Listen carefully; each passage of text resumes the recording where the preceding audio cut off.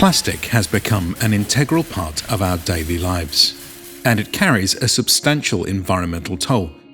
Water bottles, grocery bags, medical supplies all contribute to more than 400 million tons of plastic produced every year, with 1/3 only used once and just 9% recycled. Beyond the substantial damage plastics cause to marine ecosystems, plastics also negatively impact human health and exacerbate climate change. As a global issue requiring a global response, the legal and policy framework provided by multilateral environmental agreements, or MEAs, international goals and policies, and national legislation is essential to meet the challenges posed by plastic.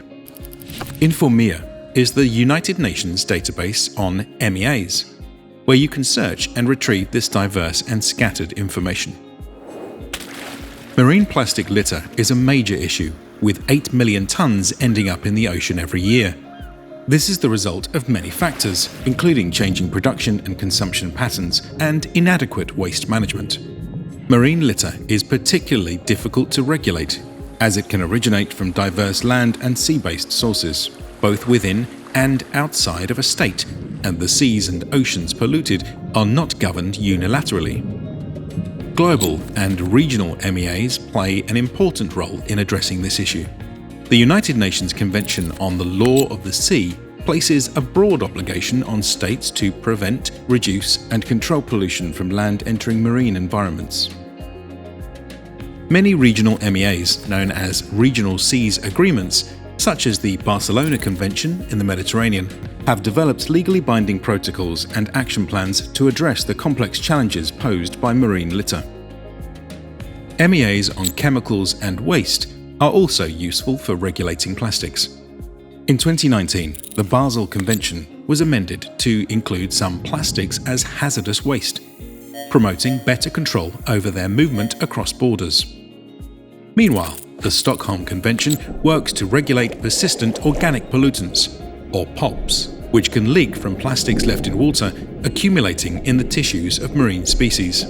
Not only are POPs harmful to biodiversity, but they can impact the health of people who ingest these toxins as they work their way up the food chain, damaging the nervous system, lungs, and reproductive organs. Biodiversity MEAs have been studying the extent of these impacts. Beyond the adverse effects plastic can have once disposed of, the production of plastic itself contributes to climate change.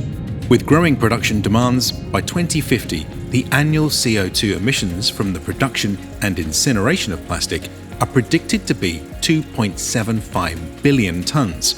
That's the equivalent of running 615 coal power plants for a year. Meeting the reduction targets set out in the Paris Agreement will therefore require action to limit plastic production. While MEAs play a significant role in dealing with plastics, they cannot be successful without countries adopting plastics legislation. 127 countries now regulate plastic bags. For example, in Rwanda, they have been completely banned since 2008. International goals and policies also play an important role. For example, SDG 12 emphasizes that responsibility also lies with us, the consumers, to make good choices regarding our plastic use. InforMEA contains a detailed database of relevant national legislation and international goals and policies. However, voluntary action and national legislation are most effective when undertaken within a broader framework of international obligations and concerted action through MEAs and associated instruments. Governments, activists, and researchers can use InforMEA's comprehensive database to explore this complex web of law and policy and craft effective solutions.